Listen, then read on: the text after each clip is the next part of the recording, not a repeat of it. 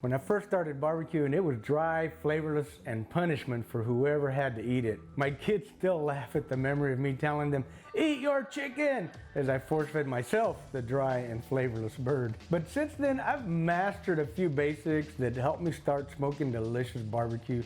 And in fact, making great barbecue isn't hard to do at all. Everyone can cook delicious barbecue, even award-winning barbecue in their own backyard for family and friends to enjoy if you work on these basics. And really, everyone should master these 5 easy tips for barbecue and grilling so you can enjoy the fun experience of one of the most legendary memory-making pastimes that is live fire cooking. These perfect finished products all have one thing in common, and that is the first tip. Start with good meat. Regardless of what meat you are cooking and what pit or grill you're using, everything starts right here. You can't expect awesome barbecue products if you start with inferior meats. We're so lucky today that there are lots of great options for good meat, and heck, we can even have it shipped to our front door.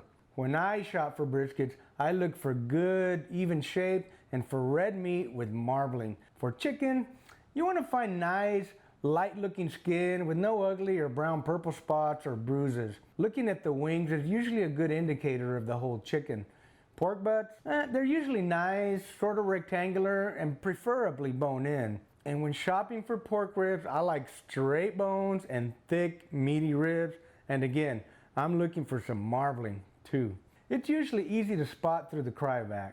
Remember that focusing on how to pick out the best meats is the first step to cooking great barbecue. Tip number 2, a good recipe and balanced flavor profile. In the old days, it was all salt and pepper.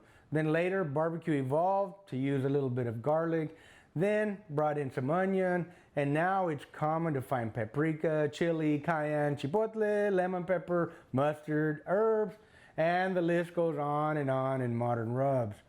You do need to have a good recipe and a balanced flavor profile consisting of fresh rubs, spices, and sauces for great results. And this is the key to go from good to amazing barbecue. But you also need to think of the flavor of the wood, charcoal, or pellets that you're using. These are, in essence, part of the seasoning and your flavor profile. Flavor profiles do vary from region to region. For example, in Central Texas, post oak is the norm for wood, as is salt and pepper. Sometimes SPG, sometimes spog, with a little bit of cayenne. This is generally regarded as a Texas-style barbecue flavor, and for the newer generation who loves barbecue sauce, there's yet another point of flavor. Sauce can add more to a dynamic tasting experience with the right amount of sweet and/or heat. Traditionally regarded as taboo, now many barbecue houses that once refused to serve it for years have now bent the knee to the demand of the public and to keep their customers happy. Even yet, a newer practice is the techniques of brining and injection. I know some old schoolers might call blasphemy, but in today's world, these are a thing and are great tools to enhance flavors and do also help to produce wonderful, delicious, and juicy barbecue. Alright, now let's move on to tip number 3. Planning out your cook day and making a timeline is a great idea to start developing a reliable process for perfect, balanced barbecue every time.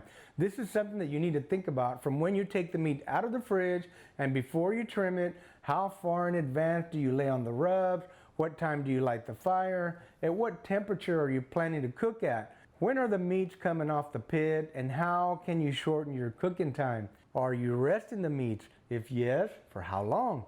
All of these questions have answers that vary from weekend to weekend and from one meat to another. So it would be wise to plan and reverse engineer the entire timeline in order to ensure everything turns out great and on time, especially if you're cooking for guests or catering.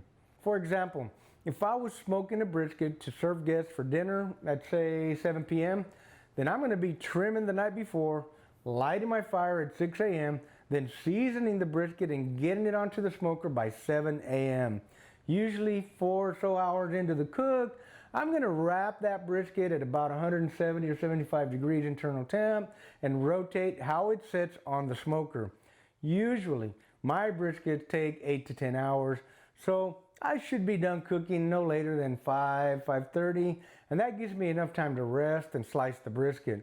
Also, this timeline is really close to what I would use for pork butt. If I'm just cooking ribs or adding them to the dinner menu, then I know it takes a total of about 5 hours to cook them. So I'll pull them out at noon, season them, add them to the cooker by 1, and 3 hours into the cook, they usually have the color I like, so I'll wrap them at that time.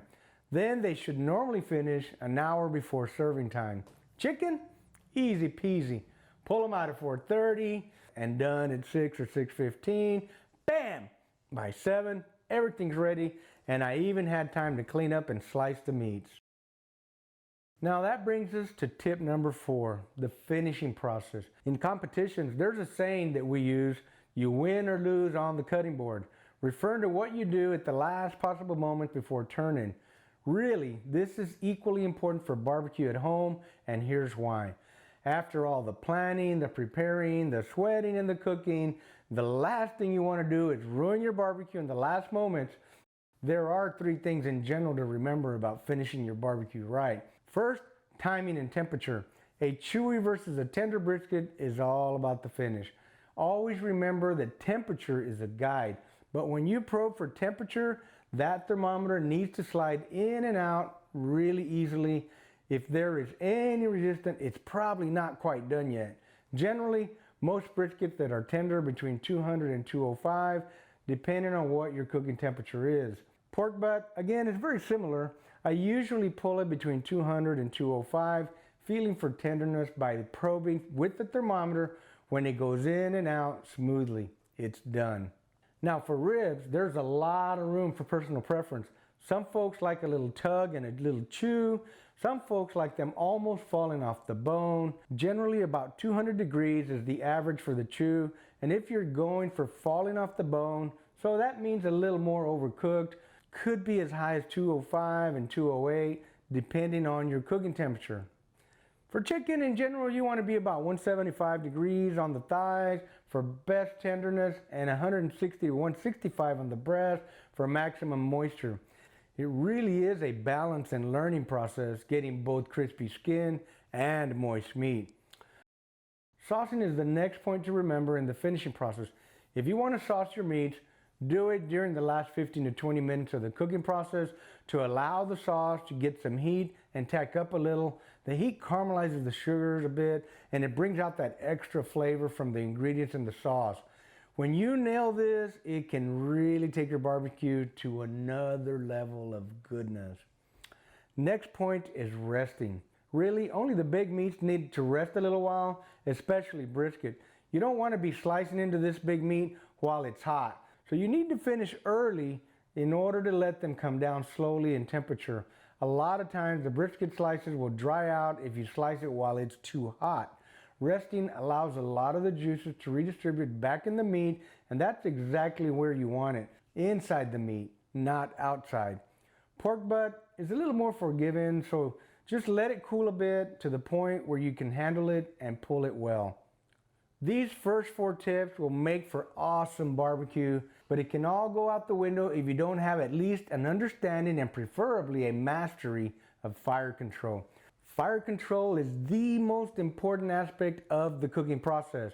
Consistent, steady heat will give you great results, and it helps with timing and consistently great barbecue from one weekend to another.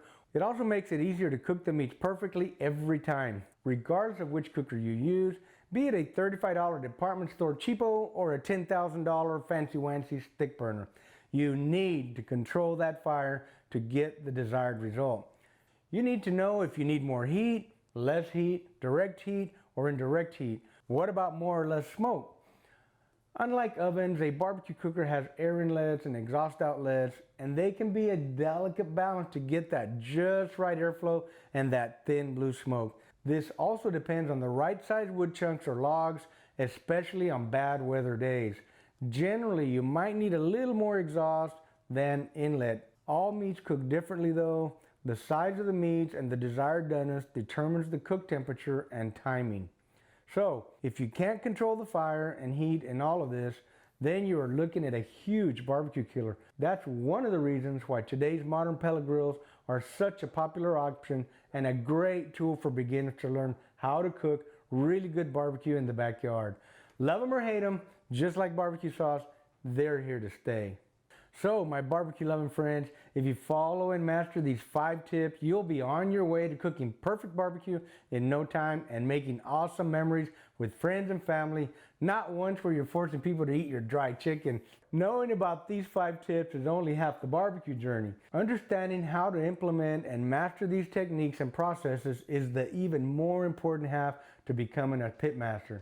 So make sure to check out my Backyard Barbecue Masterclass, where I teach you everything you need to know to take your barbecue to the next level. The Backyard Barbecue Masterclass covers everything from selection, trimming, seasoning, enhancing flavors, and the cooking process across a variety of different pits and grills in order to help you cook the best possible barbecue for you, your friends, and your family.